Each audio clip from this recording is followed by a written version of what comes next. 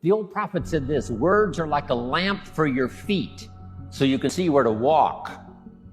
And words are like a light for your pathway, so you can see where to go. With words, you can show somebody where to step and where to go. And one of the things I observe is simply this: a lot of people are very careless with their language. And so, there's a huge shift. You can either be a victim or you can be a leader, but you can't be both. And if you look at someone who is a victim, a lot of their victimhood comes down to the words they use.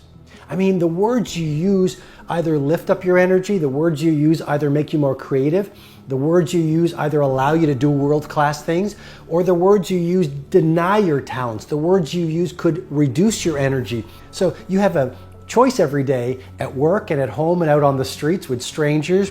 You can develop a victim vocabulary or the language of leadership. Well, words are powerful. I mean, words have destroyed nations. I mean, think about the great dictators. Their words of hatred, their words of toxicity, their words of breakdown caused the people around them to do sometimes incredibly terrifying acts. And then you look at people like a Nelson Mandela or a Martin Luther King Jr. or a Mother Teresa. You look at the great business builders. You look at humanitarians. You look at a lot of the great artists, and they were so careful with their words. And their words lifted people up. You look at a victim, and they say things like, "This is a problem. I've got a problem right here." Or, "I'm really scared about this." Or, "I hate that client." Or, "I hate this work." Or, "I'm sick of this day." Or, "I'm exhausted." Or, "I don't like that." Or, "She never likes me." It's literally the language of toxicity. And the words you use really are like a context or a framework or a stained glass window on the way you see the world. I mean, here's a game-changing insight. You see the world not as it is, you see the world as you are. You see the world through a lens, and your language forms that lens of belief. I mean, your lens of belief and your personal filter on reality is not really a true filter on reality. It's just the filter on reality that has formed as a result of all the words you've picked up from the moment you were born. So when you were a little baby, your mom and your dad used the language that they were taught when they were kids to use. And if they use the language of victimitis, and if they use the language of victimhood, like, "Well, you can't do this, I hate this, I'm tired of this, money doesn't grow on trees, be ordinary, if you're successful, you'll be hated." All that messaging that we pick up from our parents and the media and the world around us and our peers, the little kids that we used to play with in the playground, or the friends that we had as teenagers, that will either lift us up or tear us down. And so the right angle turn for you to create exponential energy, mindset, productivity, creativity, results in the world, results in your life, comes down to, in part, a really intelligent use of your words. Most people are really unconscious about their words. And that's why most people are not getting rare air results. So what are some of the words I encourage you to shift from? Don't talk about what you hate to do, talk about what you love to do. Don't talk about problems, talk about opportunities. Don't talk about what makes you tired, talk about what makes you inspired. Don't talk about your past, talk about your future. Don't talk about what broke your heart, talk about what opened your heart.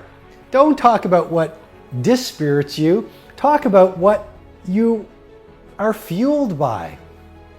Don't talk about the things within your life that are not working. Talk about the things in your life that are working.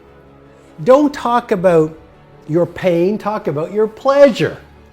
And if I were sitting with you right now coaching you, I am coaching you, and what I would encourage you to do as soon as I finish this mastery session is pull out your journal. And if you're not journaling, please start journaling, because journaling is a ritual you want to install into your days. Joan Didion said this: "I don't know what I think until I write it down."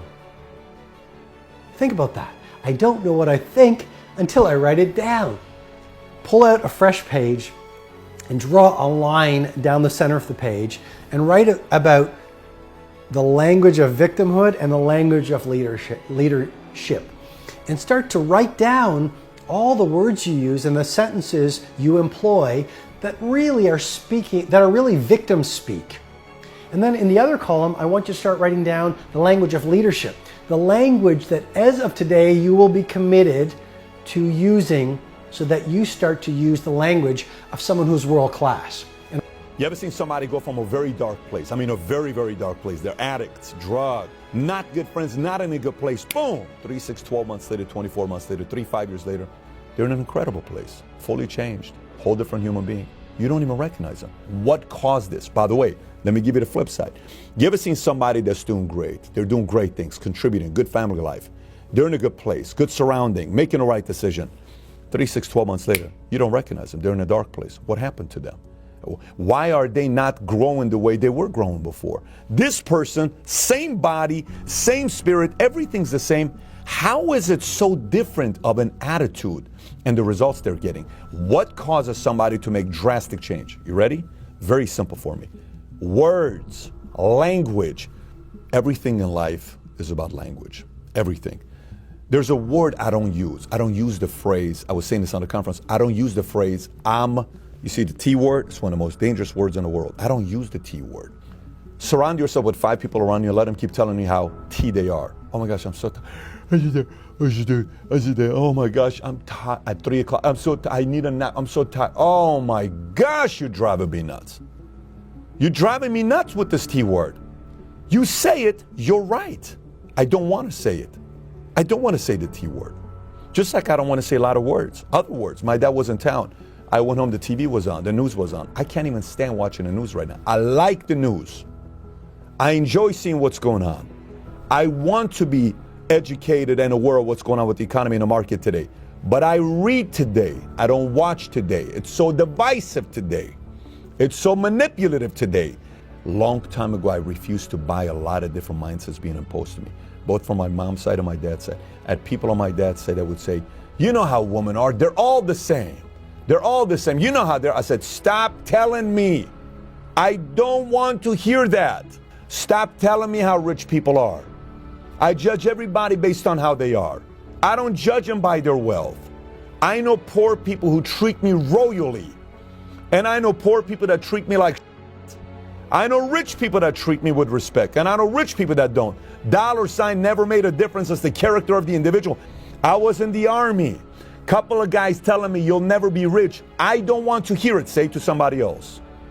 I worked at Bally's. A guy named Jose was one of my boss. Why are you reading all these books? I can tell you exactly what book I was reading at that time. What author I was reading. I was 21 years old. You're wasting time reading these books. You're never going to be a millionaire. I said, you can say it to yourself. Don't ever say that to me again. I stopped those thoughts. I don't want it to enter this mind.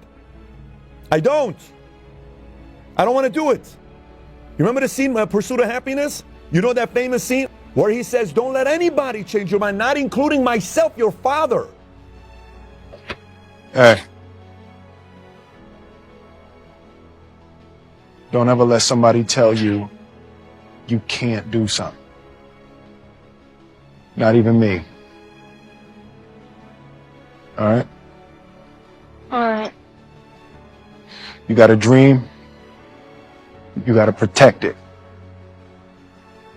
People can't do something themselves. They want to tell you you can't do it.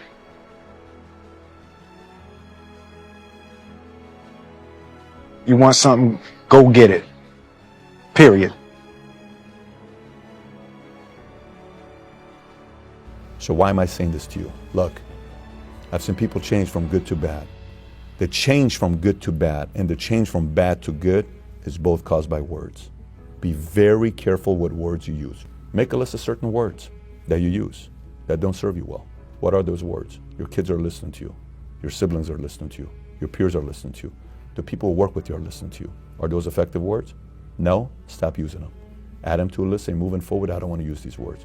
You use them once, be aware, not going to use it again. Then, what words do you want to add to your repertoire? What words do you want to add to your dictionary? Start using those words. And people around you, when they freely throw words around, stop them. Stop them. Don't let them use it around you, because a form of you not saying anything means you're accepting those words. You don't have to accept those words. You get to decide that. So my challenge to you, make a list of the words. And those that don't produce results, replace them with some good ones. And then go keep talking about it over and over and over again, and watch yourself go from wherever you are right now to incredible place. The sacred writing says this: faith comes by hearing words, good words. Somebody who well chooses their words and delivers them with uniqueness can inspire faith for somebody to believe the most impossible things can be possible. And that excitement of possibilities comes from hearing or reading unique words. One of the best phrases I could give you for the day, here it is: don't be lazy in language. Don't be lazy in language, because the gift of language can create a career. It can help somebody see the way into the future. It can help somebody change from who they are to who they would like to be. It will help you to see the gift of your own intellect. There's an innate vocabulary in all of us that helps us to see, helps us to translate what's going on in the world, what's happening, so that we can make good decisions instead of poor ones. We can make less mistakes this year than we made last. One of the major things to pray for is to be gifted in language, because it can have such a dynamic effect on your children. It can have such a dynamic effect on your business. It can have such a dynamic effect on your customers. It can have such a dynamic effect on your business partners, that not to continually get better and better at the gift of language would be a great mistake. So jot this down. Make one of the books a very important book, and that is the dictionary. Come to a word you don't understand, you look it up. So what is this word? Vocabulary. You need to practice. Practice everywhere.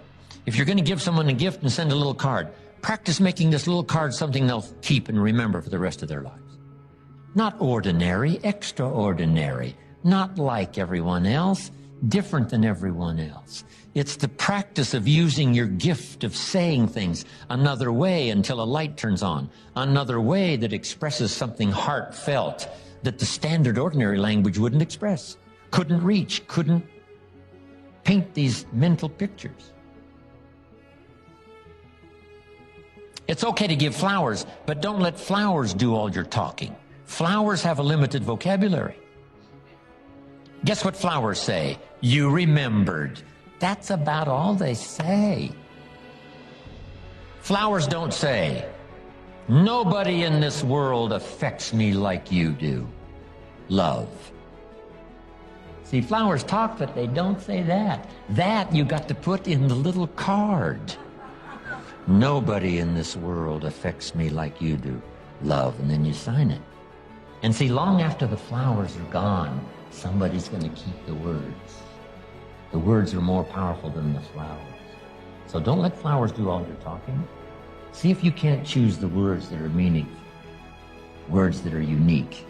And the more you do this, practicing every little occasion to say something well, every little occasion to say something well, whether it's a little talk to the family gathering, or whether it's training, or whether it's inspiring, or a little class on Sunday morning, whatever it is, keep improving, find a new way to say it, a new illustration, a new story. You'll get better. When my wife Judy and I parted ways, wow, that was a unique experience. I wrote this little note: Dear Judy, as often as the night comes, so does my sadness. As constant as the day arrives, so is my love for you. I wish for you and I wish the best for you, and I understand that dilemma. My life is here where you touched me. If ever you would call, I would be there to be touched again. It wasn't very long, it was just a few words, but I tried to express what was going on in my heart and soul at the moment. So I'm asking you, don't fail to say it. Here's an expression we've heard. Words are no substitute for action. That's true. Let me give you another one. Action is no substitute for words. It's okay to do, but you've also got to say. Express it, as clumsy as it might be to start.